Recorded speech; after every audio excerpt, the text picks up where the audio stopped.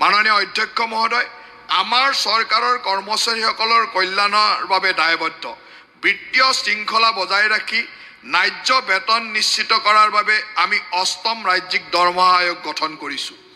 আপোন ঘৰ আৰু আপোন বাহন আঁচনিয়ে চৰকাৰী কৰ্মচাৰীসকলৰ জীৱন উল্লেখযোগ্যভাৱে উন্নত কৰিছে।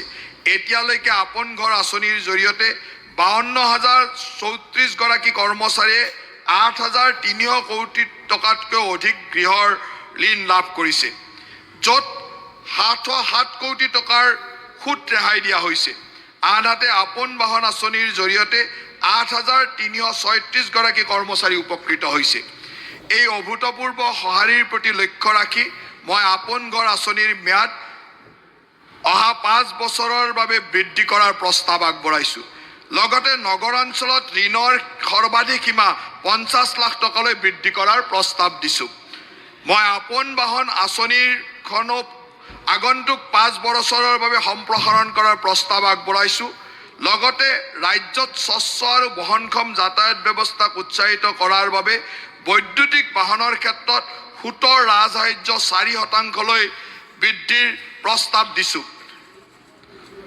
বৈদ্যুতিক বাহনৰ ক্ষেত্ৰত সাধাৰণ নাগৰিকে থকা গাড়ী মটৰ কৰ ৰেহাইৰ সুবিধা আমাৰ কৰ্মচাৰীসকলেও লাভ কৰিব। এই বিষয়ে সবিশেষ ৰাজহ সংস্কাৰ অধ্যায়ত উল্লেখ কৰিম।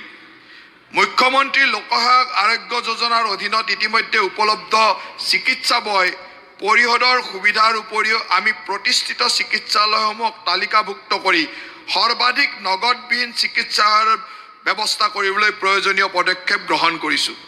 অধ্যক্ষ মহোদয়, দৰমহাসহ মাতৃত্বকালীন ছুটিৰ সুবিধা চৰকাৰী ছ'চাইটি আৰু ৰাজহুৱা খণ্ডৰ প্ৰতিষ্ঠানৰ কৰ্মচাৰীসমূহলৈ সম্প্ৰসাৰণ কৰা হ'ব। এতিয়াৰ পৰা চৰকাৰী কৰ্মচাৰীৰ লগতে চৰকাৰী ছ'চাইটি আৰু ৰাজহুৱা খণ্ডৰ কৰ্মচাৰীয়েও মাতৃত্বকালীন ছুটি লাভ কৰিব। সন্তানৰ যত্নত পিতৃৰ অংশগ্ৰহণৰ উৎসাহিত কৰিবলৈ আমাৰ চৰকাৰে কৰ্মচাৰীসকলক বাবে ২ সপ্তাহৰ পিতৃত্বকালীন ছুটিৰ প্ৰদান কৰাৰ প্ৰস্তাৱ আগবঢ়াইছে। ২০১৭ চনৰ ১ এপ্ৰিলৰ পিছত চাকৰিত যোগদান কৰা আৰু যোগদানৰ এবছৰৰ ভিতৰত চাকৰি কৰি থকা অৱস্থাত মৃত্যুবৰণ কৰা কৰ্মচাৰীসকলৰ পৰিয়াললৈ অনুকম্পামূলক পৰিয়াল পেঞ্চনৰ ৫০% সুবিধা প্ৰদান কৰাৰ প্ৰস্তাৱ আগবঢ়োৱা হৈছে। এই সুবিধা অনুমোদিত তাৰিখৰ পৰা কাৰ্যকৰী হ'ব। গুৱাহাটী বেতকুছিত আমি এটা সংহত সঞ্চালকালয় চৌহদ নিৰ্মাণ কৰি আছোঁ। ৫৪টা সঞ্চালকালয়ে ইয়াত অত্যাধুনিক পৰিৱেশত কাম কৰিব। ফলত কৰ্মচাৰীসকলৰ উৎপাদনশীলতা, সমন্বয় আৰু নাগৰিক কেন্দ্ৰিক সেৱা প্ৰদান ব্যৱস্থাক অধিক শক্তিশালী হ'ব। স্বাগত সতীৰ্থ পৰ্টেলে ৩য় আৰু ৪ৰ্থ বৰ্গৰ কৰ্মচাৰীসকলৰ বদলি প্ৰক্ৰিয়াত স্বচ্ছতা নিশ্চিত কৰিছে। বদলি প্ৰক্ৰিয়া অধিক সুশৃংখলিত কৰাৰ বাবে এই পৰ্টেল বছৰত দুবাৰকৈ মুকলি কৰা হ'ব। প্ৰায় ১৩,৫০০ গৰাকী কৰ্মচাৰী ইয়াৰ জৰিয়তে উপকৃত হৈছে। কৰ্মৰত অৱস্থাত মৃত্যুবৰণ কৰা কৰ্মচাৰীক প্ৰায় ১,৬১৯টা পৰিয়ালে বয়শূন্য বীমা পেকেজৰ অধীনত ২১০ কোটি ৫০ লাখ টকাৰ বীমা সুবিধা লাভ কৰিছে।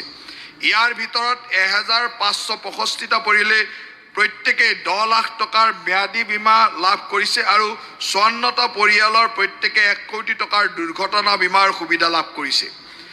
এই পদক্ষেপৰ জৰিয়তে আমি কঠিন সময়ত কৰ্মচাৰীসকলৰ পৰিয়ালৰ কাষত থাকি সহায়ৰ হাত আগবঢ়াই যাম।